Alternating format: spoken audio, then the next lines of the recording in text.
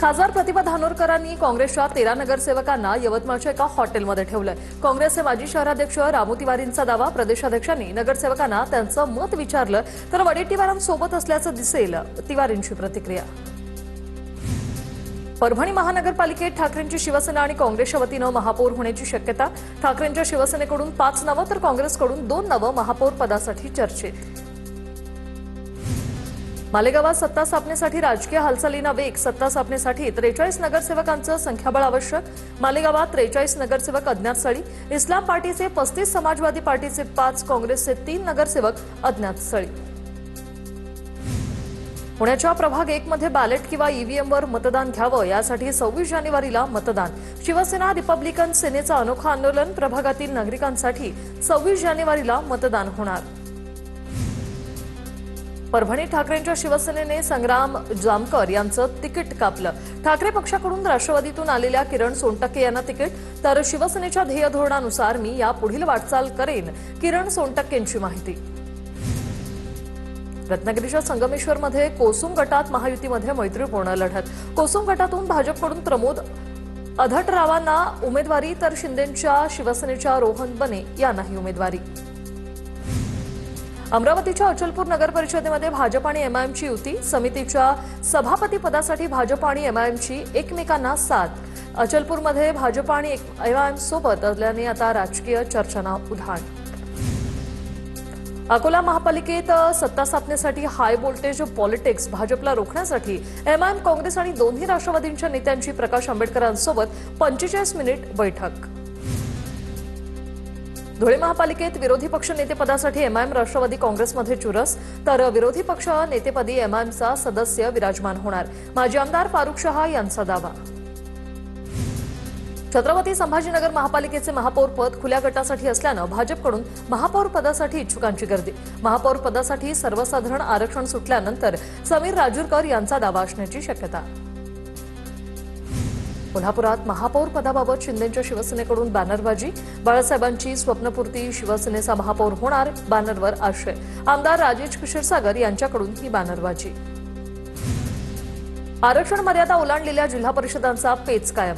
20 जिल्हा परिषद, 200हून अधिक पंचायत समित्यांच्या निवडणुकांवर अनिश्चिततेचं सावट। पुण्याच्या खेड तालुक्यात उमेदवारांच्या अर्जाची छाननी आणि हरकतींची प्रक्रिया सुरू। रेटवडीतील महिला उमेदवारावर हरकत नोंदवल्यानंतर दिलीप मोहिते पाटील आणि बाबाजी काळेंनी निवडणूक निर्णय अधिकाऱ्यांची भेट घेतली। या भेटीची खेड तालुक्यातील राजकीय वर्तुळात चांगलीच चर्चा। पुण्याच्या मावळमध्ये जिल्हा परिषदेत यंदा तिरंगी लढत, भाजप शिंदेंची शिवसेना एकत्र लढणार, तर अजितदादांची राष्ट्रवादी आरपीआयची युती, मावळमध्ये महिला मविया एकत्र। कोल्हापुरात गडहिंग्लज, चंदगड आणि आजरामध्ये दोन्ही राष्ट्रवादी एकत्र लढणार। जिल्हा परिषदेसाठी दोन्ही राष्ट्रवादी घड्याळ चिन्हावर लढणार। हसन मुश्रीफांच्या नेतृत्वाखाली एकत्र निवडणुकीला सामोरं जाण्याचा निर्णय। पुणे जिल्हा परिषदेसाठी 597 उमेदवारी अर्ज दाखल, तर पंचायत समितीसाठी 1066 अर्ज दाखल। शेवटच्या दिवशी विविध पक्षांच्या कार्यकर्त्यांसह पदाधिकाऱ्यांकडून शक्तीप्रदर्शन करत उमेदवारी अर्ज दाखल। उद्योगमंत्री उदय सामंतांचे स्वीय सहाय्यक निवडणुकीच्या रिंगणात, नेताजी पाटील रत्नागिरीतून पंचायत समिती निवडणूक लढणार। रत्नागिरीच्या हातखंबा जिल्हा परिषदेत शिंदेंच्या शिवसेनेत बंडखोरी, तिकीट नाकारल्याने माजी सदस्य परशुराम कदमांकडून अपक्ष अर्ज दाखल। धाराशिवमध्ये युवक काँग्रेसच्या महेश देशमुखांकडून शक्ती प्रदर्शन करत उमेदवारी अर्ज दाखल। उमरगा तालुक्यामध्ये काँग्रेसकडून वातावरण निर्मिती। भंडाराच्या शिरसाळामध्ये जिल्हा परिषदेच्या माध्यमातून तालुकास्तरीय क्रीडा आणि सांस्कृतिक महोत्सवाचं आयोजन। या कार्यक्रमाला पवनी नगर परिषदेच्या नवनिर्वाचित नगराध्यक्षा डॉक्टर विजया ठाकरे नंदुरकरांची उपस्थिती। रत्नागिरीच्या जयगड मच्छीमारी सोसायटीच्या निवडणुकीत जयगड मच्छीमार गाव विकास पॅनलचा दणदणीत विजय, 12 पैकी 10 जागांवर विजय मिळवला। भुसावळमध्ये नवनिर्वाचित नगरसेवकांसह भाजपच्या प्रमुख पदाधिकाऱ्यांची नगर परिषद स्थलांतराच्या विरोधात बैठक। राष्ट्रवादीच्या नगराध्यक्षा स्थलांतराच्या निर्णयाला बैठकीत तीव्र विरोध। कराड नगरपालिकेच्या नवनिर्वाचित नगरसेविकांचा नागरी सत्कार। माजी मंत्री बाळासाहेब पाटील, नगराध्यक्षा राजेंद्रसिंह यादव यांच्या हस्ते सत्कार। जळगाव महापालिकेत शिंदेच्या शिवसेनेच्या गटनेतेपदी विष्णू भंगाळेंची निवड, तर उपगटनेतेपदी प्रतिभा देशमुख तर प्रतोदपदी अॅडव्होकेट दिलीप पोकळे यांची एकमताने निवड. परळी नगर परिषदेतील उशिरा येणाऱ्या कर्मचाऱ्यांना नगराध्यक्षांकडून शिस्तीचे धडे. नगर परिषदेच्या गेट समोरच घंटी वाजवून पुष्पगुच्छ देत कर्मचाऱ्यांना दिल्या वेळेवर येण्याच्या सूचना. बेळगाव सीमा प्रश्नावरील सुनावणी स्थगित. सर्वोच्च न्यायालयात बुधवारी फक्त 2 न्यायाधीशांचं खंडपीठ उपलब्ध असल्यामुळे सुनावणी पुढे ढकलली. हे प्रकरण पुढील तारखेसाठी स्थगित केल्यानं मराठी भाषिकांचा पुन्हा एकदा झाली निराशा. बुलढाण्यातील लोणार सरोवरातील वाढत्या पाण्याची हायकोर्टाकडून दखल. मुंबई उच्च न्यायालयाच्या नागपूर खंडपीठाकडून स्वतःहून जनहित याचिका दाखल. सरोवराच्या तसंच आसपासच्या जैवविविधतेच्या अस्तित्वाला धोका होण्याची शक्यता. बाळगंगा धरण घोटाळा प्रकरणाचे न्यायाधीश अचानक बदलले.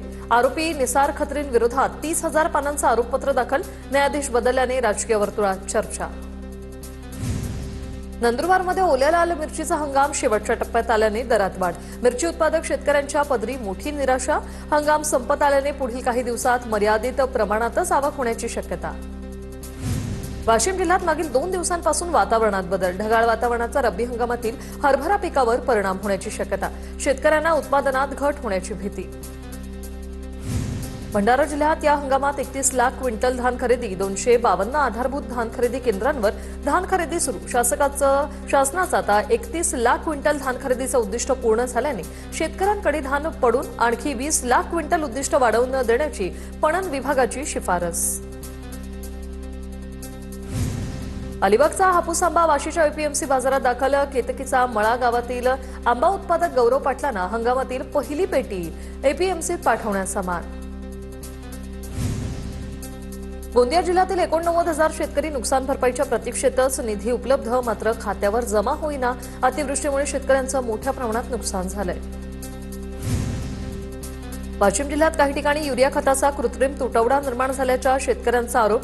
कृषी सेवा केंद्रावर मागणी करूनही अनेक ठिकाणी शेतकऱ्यांना खत न देता परत पाठवलं जात असल्याच्या तक्रारी. रब्बी हंगामात गहू, हरभरा पिकांसाठी युरिया अत्यंत आवश्यक. गोंदियात 2,37,000 शिधापत्रकाधारकांची ई-केवायसी प्रलंबित. ई-केवायसी पूर्ण न केल्यास धान्य मिळणं बंद होणार.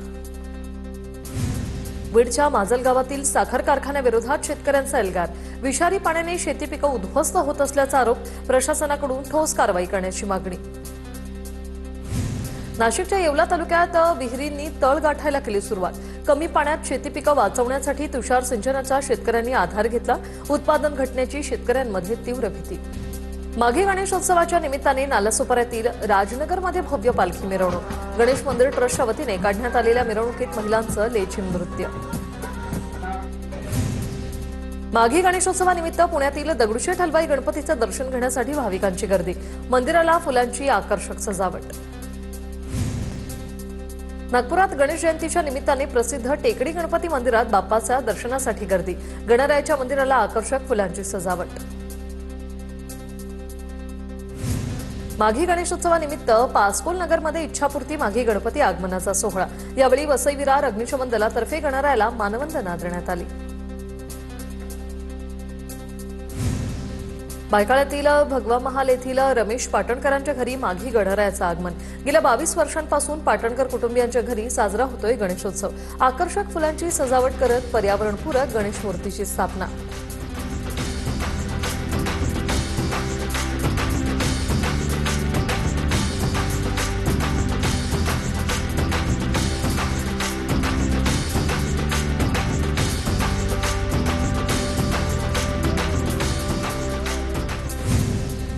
नाशिकच्या गंगापूर धरणावर लढाऊ विमानांचा थरार. सूर्यकिरणच्या वैमानिकांकडून हवाई कसरती. नाशिकमध्ये पहिल्यांदाच एकाच वेळी 9 लढाऊ विमानांचं उड्डाण. वाशिमच्या कोट्यवधी रुपये खर्चूनही तयार करण्यात आलेल्या खंडाळा ते अडोळी रस्ता अवघ्या काही महिन्यातच खड्डेमय. विदर्भ आणि मराठवाडा जोडणारा हा महत्त्वाचा मार्ग असून 15 ते 20 गावांना जोडतो. खड्ड्यांमुळे नागरिकांचे होत आहेत हाल. जळगावच्या रावेर सुखी नदीवरील पुलाची दुरावस्था. अपघाताची संभाव्य स्थिती लक्षात घेता सार्वजनिक बांधकाम विभागाकडे दखल घेण्याची मागणी. नाशिक जिल्हा शल्यचिकित्सक डॉक्टर चारुदत्त शिंदेंची उचलबांगडी. आरोग्य संचालकांच्या तक्रारीवरून डॉक्टर शिंदेंविरोधात कारवाई.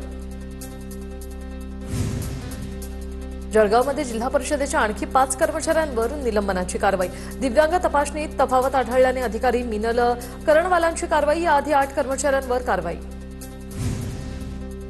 कोल्हापूर, नांदेड, अमरावतीसाठी विशेष रेल्वेगाड्या। सलग सुट्ट्यांमुळे रेल्वे प्रवाशांची होणारी वाढती गर्दी लक्षात घेऊन मध्य रेल्वेकडून राज्यांतर्गत विशेष रेल्वेगाड्या चालवण्याचा निर्णय। 24 जानेवारी रोजी छत्रपती शिवाजी महाराज टर्मिनस कोल्हापूर विशेष ट्रेन चालणार। बुलढाण्यात नागरिकांच्या खोट्या तक्रारींविरोधात शेगावमधील चालक वाहकांचे अनोखा आंदोलन। आता 55 प्रवाशांच्या वर बसेसमध्ये नो एंट्री। चालकांच्या या भूमिकेमुळे एसटी विभागात खळबळ।